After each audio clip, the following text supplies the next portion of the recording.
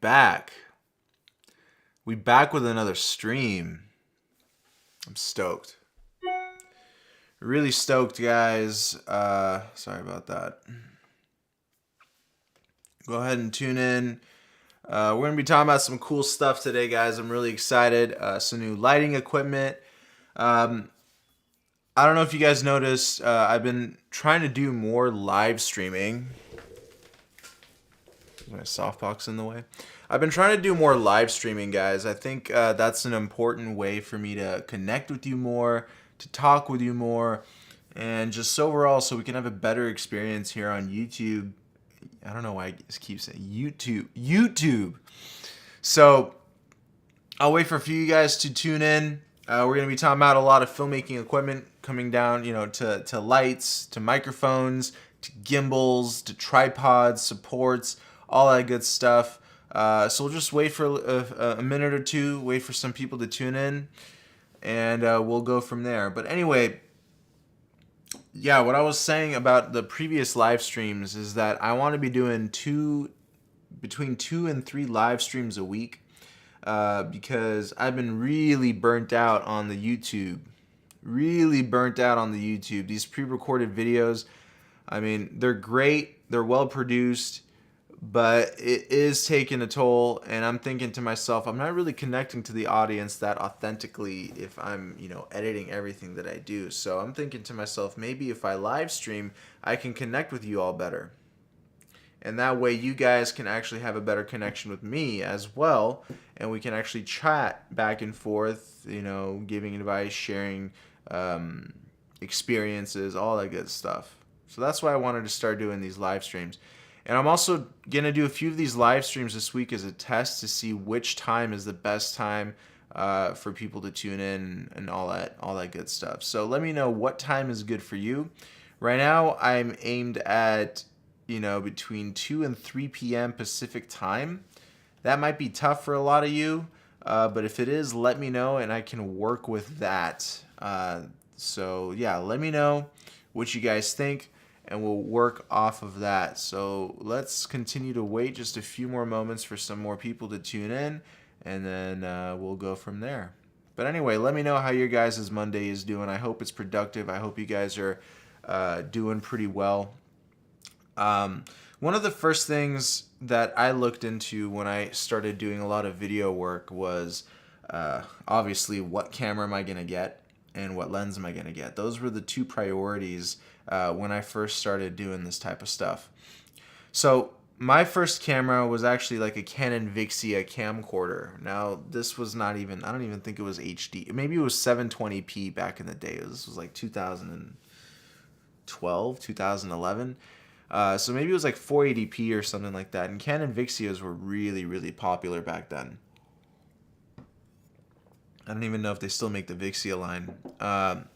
But eventually I was able to save up some money and I bought my first camcorder ever called the Canon XA10. I was a really big Canon guy back then. And the Canon XA10 was full HD. It was a beautiful camera, but it had really big faults. For example, it had an extremely small sensor size and a built-in lens. And, that's typical for a camcorder. But I didn't realize the importance of that. I thought I didn't know anything about sensor size.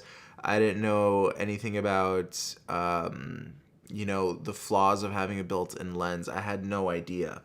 But I just knew that the picture quality was good. It was very sharp, and the camcorder itself was just very easy to use. And at the time, I only shot in automatic settings. So auto shutter, auto exposure, all that stuff. I didn't really know anything about the camera, the rules, the guidelines. So I just picked up a camera that I thought would be the best, especially for the money. I think I paid like $1,400 or $1,500 for it when it first came out. They still make the Canon XA10. They call it the XA something else, but it's like a continuation of that line. And at the time, that camera was freaking phenomenal. Director of Awesome, happy to have caught you live though, so the day is looking better. Thank you so much, brother. I appreciate you, man. Wise words. Monday's yuck. Yeah. So hopefully this live will make your Mondays just a tad bit better. But anyway, regarding, camera gear, that was the first thing I was looking into. And I was still an amateur when I made my next purchasing decision, and that was for a Canon XF305, which is another form of a camcorder.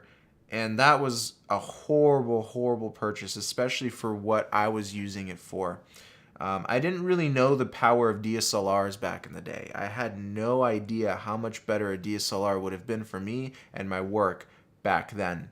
But now I know that. I won't make that mistake again. So, if you are looking to be any sort of legitimate filmmaker, there's multiple different camera options for you. Documentarians love camcorders. The XF305 is an excellent camera, but just not for me. For a person who does a lot of documentary work, that camera would have been perfect. But just know that whenever you purchase an all-in-one unit, like a camcorder, you're going to get a very small sensor size, you're going to get a built-in lens, you get a lot of limitations.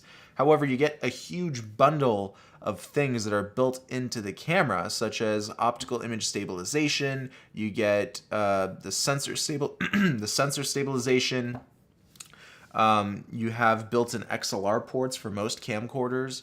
That on its own is a huge plus. XLR ports is a huge plus. Connecting high-quality microphones using amps, preamps, all of that stuff is a huge, huge thing and very expensive to use with DSLRs because you have to buy a whole other unit. But camcorders, the good ones, have that already built in. They also have built-in HDMI and SDI outputs, also something that most DSLR and mirrorless cameras don't have today. You have to buy an adapter, use a micro HDMI cable, mini HDMI cable. So it's really important to understand, what you need and what you don't need. Luckily, though, the new A7S III from Sony and the A7 IV have full HDMI ports, so I think they're starting to move over. But that's mainly the differences between camcorders and smaller cameras like DSLRs and mirrorless is, you lose some, you gain some, vice versa, okay? But I went the mirrorless route and the DSLR route because my first DSLR was a 5D Mark II, still a phenomenal camera. Large sensor, you can use any lens you would like, and the audio you kind of have to figure out on your own. You had a little audio jack, but audio I usually record separately. Like I have another, I have a Zoom H6 that takes care of all of my audio. But again, if you're a person that's looking for a camera that is an all-in-one system, you're better off getting a camcorder, I think. And camcorder sensor sizes are getting larger. But don't forget, the larger the sensor, the larger the overall unit's going to end up being. Okay? Because they have to compensate for all that light that's coming in, so they have to find the space for it. So it's not just, just put a bigger sensor in. No, the whole camera has to be completely redesigned for that. So eventually I do see camcorders heading in that direction where it's just an all-in-one system. I would love to see built-in wide-angle to telephoto lenses. So usually I think the Canon XF305 had a 24 to 300 something, some ridiculous focal length. I would like there to be a minimum of 16 to 300. 16 is a great wide focal length, something that everyone is always happy with. 14 might be a little bit too wide because of distortion, but 16 I think is that sweet spot for wide. What's a good tripod for travel videographer, photographer? So a really good tripod would be something from, let's say, K&F Concept. It's a really nice carbon fiber tripod. Let me go ahead and send you the link to some of the ones that I use. K&F Concept is a good one. Moment is another good one.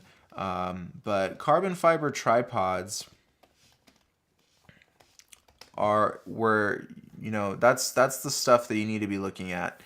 Neewer is also a good brand. So I actually found a really good one from Neewer. Let me go ahead and hook you up with a link there, my friend. And they're affordable. Carbon fiber back in the day used to be extremely expensive to manufacture. And I think now they've really started to get better at, bringing the cost down. So here is the current tripod. I literally have the same tripod, it's just rebranded. So check out that Genius link. It's going to tell you where to get that tripod. But that's the one that I use. I actually have like 3 or 4 of those.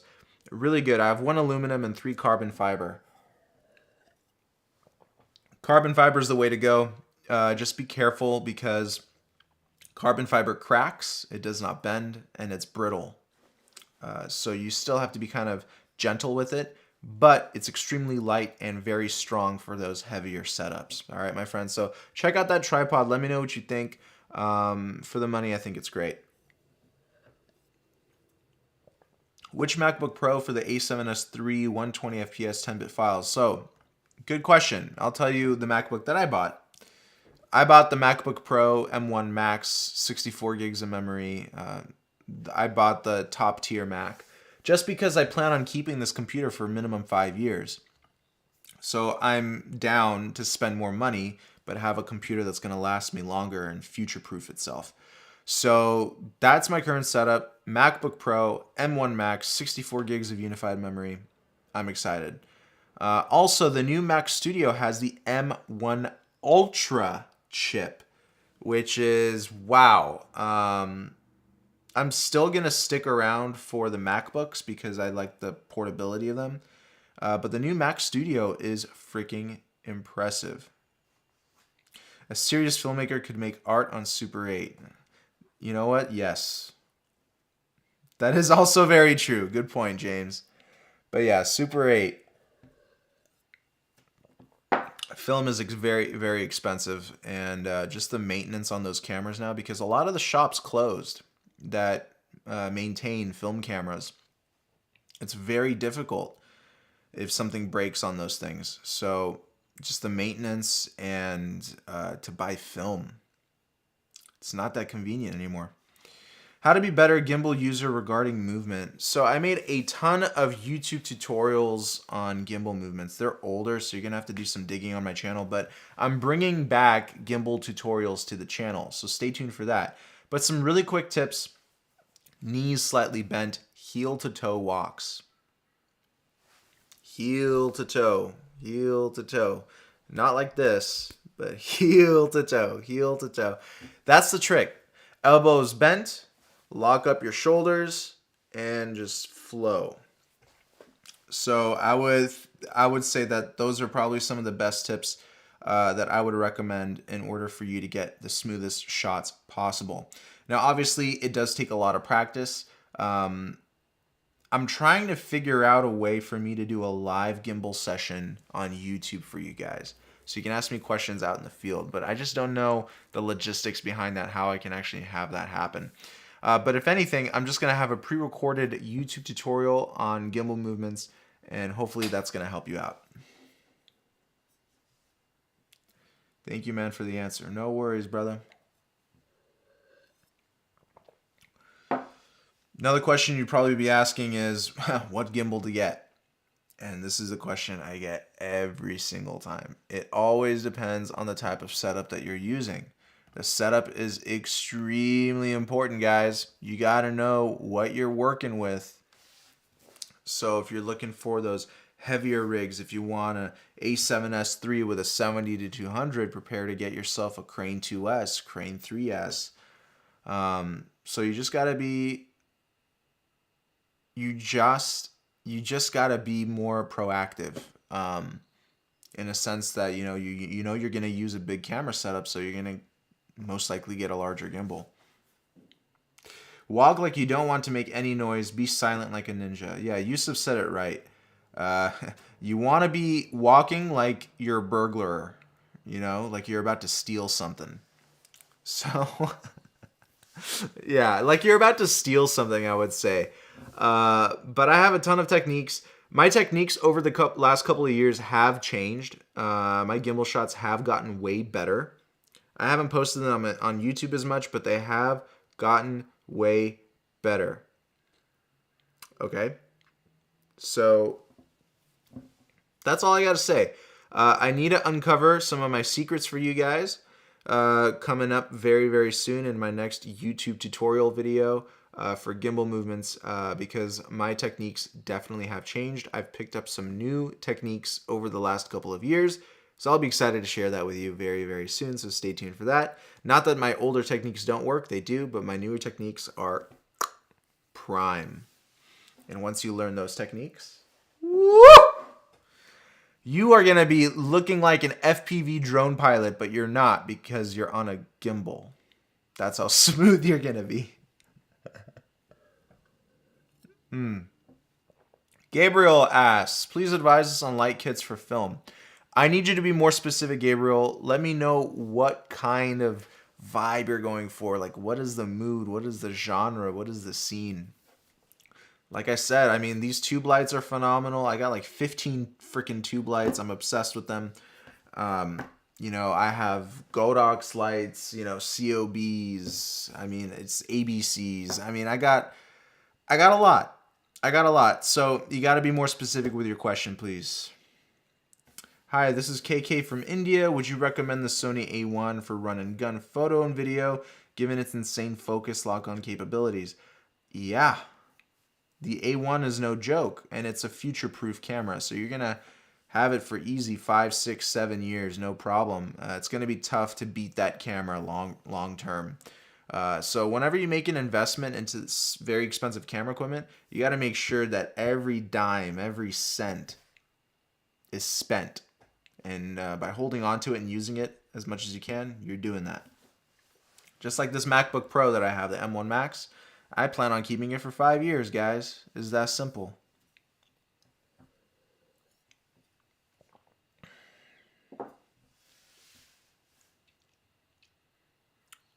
See what other questions we got. What other questions we got, guys?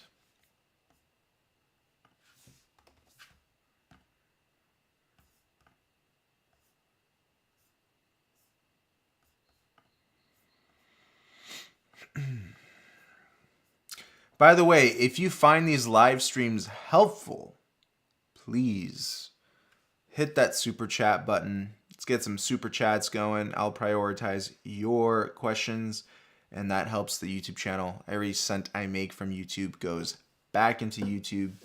So, yeah. Do I have a photography license? No, I do not. And I don't know how much it costs. I didn't think photographers need a license. Do you use the Aperture MC small LED lights? If so, where do you use them for? I do not own any Aperture MC lights. I've owned one tiny Aperture LED panel. I forgot what it was called. It was not an MC. It was something else. I gave it to a friend. But those are really good for like ambient lights. I actually use those lights multiple times, and I put them in lampshades. So instead of using a regular bulb that flicker, you can put those in lampshades, and that will give you more control over the light. So hopefully that answered your question. But yeah, those lights, those little LED panels are excellent for ambient lighting, for environmental lighting, you know, all that good stuff.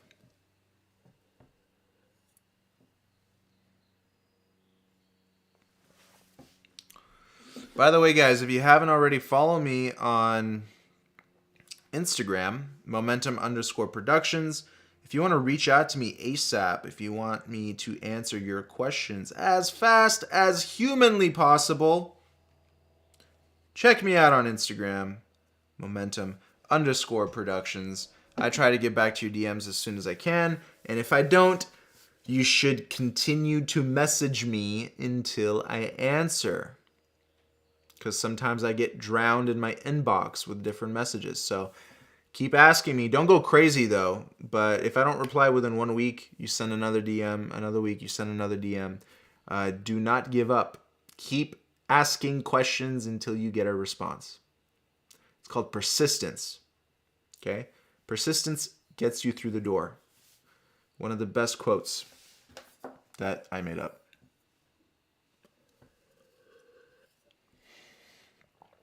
Do you shoot in vertical format a lot, or do you crop in landscape format to social media? Great question. So in the beginning, before I had a lot of, before I got into 360 cameras like the 1X2, I used to shoot a lot of BTS in widescreen, crop in, and I also would flip the camera around and shoot in vertical. Freaking horrible process. But now, This guy is attached always to my hip or to my camera gear, so that way it constantly captures BTS in either landscape or vertical. So I always have that here. Whenever I go out and shoot for like a client shoot, I always focus on landscape. Landscape is the way it's going to be. I still hate vertical video. I'm not a big fan. It's just because you're missing out on so much of what's supposed to be going on. I like widescreen so much more. But yeah, vertical video, 360 camera is the best way to do it because it captures both. The one thing Insta360 needs to do now with these cameras is to make it higher res. I know it's 5.7K or something like that, but it's 5.7K divided by 2, and then on top of that, when you zoom in for a linear perspective, you lose a lot more resolution. So these cameras ideally should be about 12K, not 5.7. I think they need to be more than double what they are right now to get more decent quality. You also notice that we get a lot of noise, a lot of pixelation as soon as we start zooming in. So it'd be nice for them to actually increase that resolution so we don't have to deal with that blotchiness anymore. Good question. Do you recommend buying an A7S III from Sony? Do you think it will still be relevant in 2 years despite the fact that it doesn't have 6K? Yes, I do. 6K is also a thing of the past, I think. I think it's all about 8K and 10K now. And with those resolutions, the only reason why you should be getting cameras with those resolutions is the expectation that you will be cropping in post. That is the only benefit now. 4K is beautiful as it is. But 10K, 12K, 14, 16K, those resolutions are too extreme for the human eye to really notice. So what it's really going to be beneficial for is cropping in. So the A7S III is definitely going to still be relevant within a couple of years from now. Okay? Don't you worry about that. I have only a Tamron 28-75. What other lens would you buy for photo and video? So Tamron 28-75. I would now focus on maybe getting a wide angle lens and something more telephoto. So maybe like a 14mm Rokinon, maybe a 70-200 would be nice. Yeah, start focusing on the wider ones and the more narrow lenses. The telephoto and the wides, I think that's also important because you kind of have that mid-range already. So it's time for you to get something wider and time for you to get something more narrow.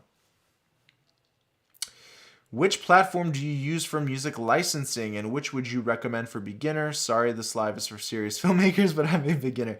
No, man, even if you're a beginner, you're still serious about it, right? So that makes you a serious filmmaker. Okay, good question. So I used multiple platforms. Currently, I'm using Artlist and Epidemic Sound. Artlist will give you the most amount of freedom. I have a link to my Artlist down below. You check it out. I think you get hooked up with like some cool discount or whatever, but check out the description box. You'll be able to click on the Artlist link. And I think right now, especially if you're a beginner, Artlist is super powerful because not only is the music pretty decent, but there's no limitations on how you can use the music. Epidemic Sound has some minor limitations, but Artlist is the only platform that really has zero limitations on how you can use their music.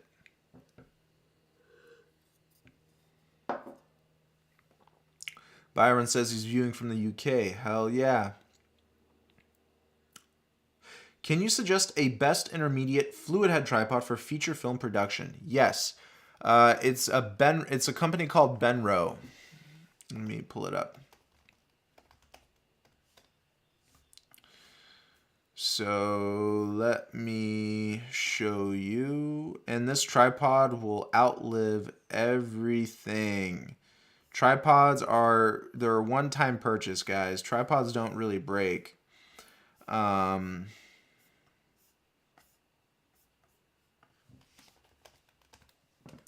But Benro is a really good company. They're on par with Manfrotto. And Manfrotto is the standard. I think. Yeah, Manfrotto is a standard. Let me try. They're kind of hard to find, to be honest, these Benros. They're usually out of stock on Amazon, but there's one left, it looks like. So let me get that link for you. You can check it out on Amazon, and you let me know what you think, all right?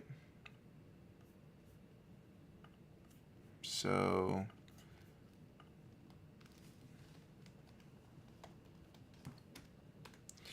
check that out on Amazon. Let me know what you think. Benro, I have a Benro tripod, something very similar to that. Mine is old, so I think they stopped manufacturing it, but it works still. I use it all the time. Love it. It's great. Benro holds up to Manfrotto or anything. Obviously, it's going to be pricier than the thinner tripods, but you're really paying for the quality and longevity of this equipment. So again, this is a one-time purchase. You're never going to have to buy another tripod again. All right, so that alone makes it worth the money. It's going to outlive you. It's going to be handed down to your kids, to your grandkids. Trust me, tripods last forever. And I've dropped it. I've actually hit it with my car. I ran over it with my car once. That was, yeah. So it survived all that. So that should tell you something.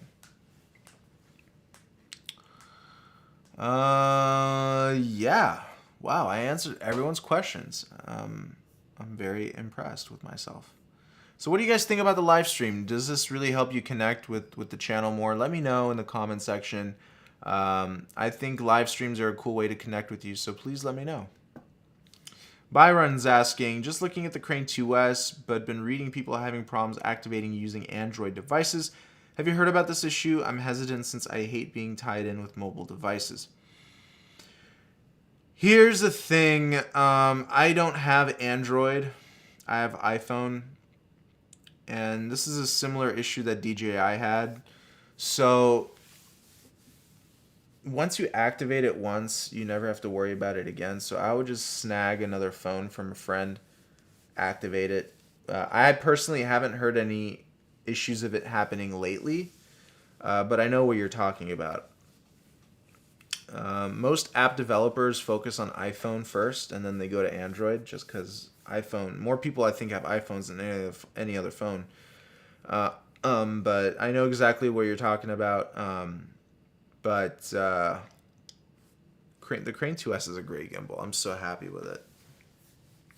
But all you got to do is just ask some friend or something for an iPhone, and you'll be able to activate it. No problem, I don't think.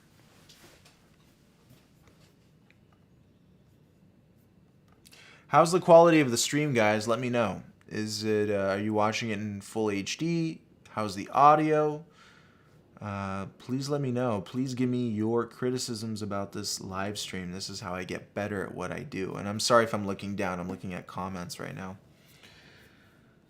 The gimbal looks great. I have a buddy that has an iPhone, so I can get that sorted out. Thank you. Yeah, man, Byron, I think that's worth it, bro. I think just activate it once, get that pain over with. I don't know why all companies are asking for activation. I think it's just they want your email so they can market to you. That's usually why they want to do that.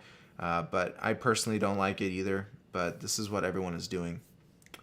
Going to get my first map box. Any recommendations? Thanks for doing this live stream. All right, Kim. Thank you so much for tuning in. Any recommendations on map boxes? So Polar Pro started doing some really cool map boxes. I would check out what Polar Pro is doing. As of right now, I don't own any map boxes because just for my work, I don't require them. But if I were to purchase a map box, I would definitely consider looking at what Polar Pro has made. They make a lot of cool different stuff. So check out Polar Pro. Again, this is a one-time purchase. You're never going to have to buy it again. Could you recommend me a good mic that is not too expensive? Rode, Comica, Boya. Comica ain't good, man. I'm sorry. Or Comica. Not a fan. Boya's just okay. Rode is... Sennheiser is the creme de la creme. Sennheiser. Nothing's better than Sennheiser. But I would say Rode is really good too. That's a good second. Audio Technica is also very good. But Comica, Boya, they still got a ways to go. Hollyland is actually making a really good lavalier microphone as well. So if you're looking for a lavalier, that's another option. The Rode NTG2 is currently what I'm using. So if you like the audio quality that you're listening to right now, well, that's the Rode NTG2. James says the small rig mini matte box is dope. Yeah, small rig. Wow, that completely crossed my mind. Went over my mind. Yeah, small rig does a lot of different camera accessories, matte boxes, follow focus. I mean, they do everything. So yeah, look at small rig as well. It's also going to be cheaper than Polar Pro. Polar Pro is more of a premium product. But yeah, small rig is good. Thank you, James, for that input. Hello, my name is Gonzalo. I'm looking to buy a lens that would work for my Blackmagic Pocket Cinema camera 6K. An all-arounder, and I'm between the Sigma 16-35 1.8 or the Sigma 24-70. Which would you recommend? So I have the Sigma 24-70, and I have a 16-35, but it's Zeiss. What would I recommend between the two? I would go for the 24-70 first, and then eventually pick up a 16-35. 24-70 is a better, more standard focal length than a 16-35. I think I use the 24-70 the most out of all of my lenses. 16-35 is great, but it's not going to be your most used lens. I think the 24-70 is going to be your most used lens. It's just it's an excellent focal length. It's going to work for everything. Rose, thanks, man. You are most welcome. But yeah, good questions today, guys. I appreciate you.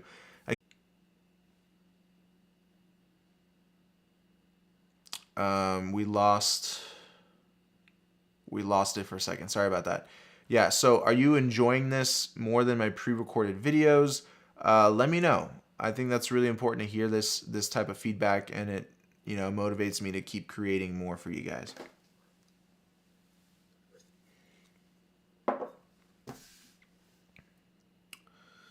What else we got?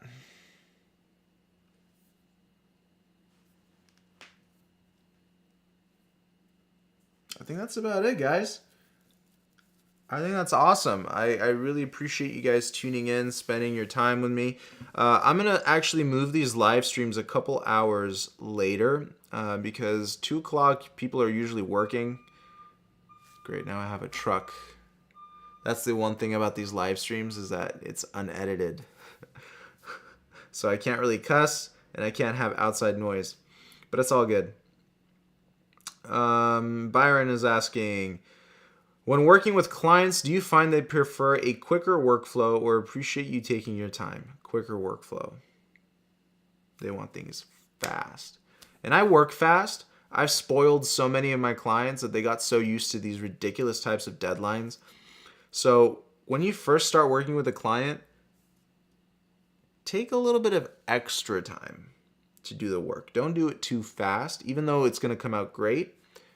Take a little bit of extra time because the quicker you start delivering, and if you get more, into a habit of doing that, they're going to start expecting your turnarounds to be extremely fast. And then, God forbid, something happens in your life where you just can't do that, such a quick turnaround time, or you just get blasted with work. You don't want to run into that sticky situation with that client because they're going to be expecting you to have such a fast turnaround time when you just can't do it. So it's important to take your time the first few projects, and every now and then give them a quicker turnaround time. But I wouldn't start off too fast. Don't start off too eager because it's going to end up biting you in the butt.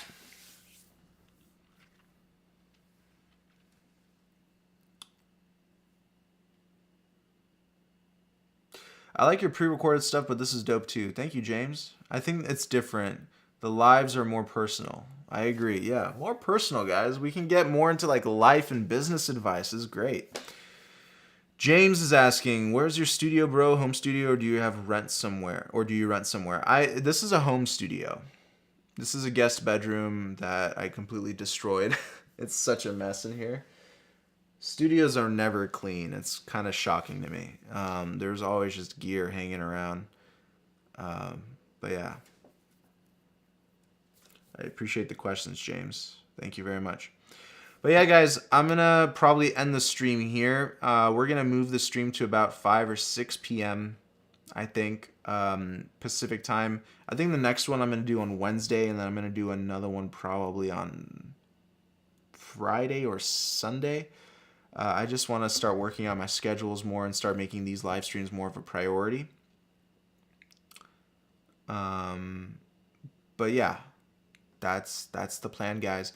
And please feel free to throw me some super chats if these live streams have helped you out. I want these live streams to be a minimum of 1 hour each time. But since I got on at a kind of a weird time for people, I'm going to end it here. But the live streams from the future will be at least an hour long, so we can really connect and answer questions and just talk about life in general, okay? All right, I love you all. Have an amazing week. It's just Monday, but it's going to be the best Monday you've ever had, okay? All right, guys, I'll talk to you later. Peace and love.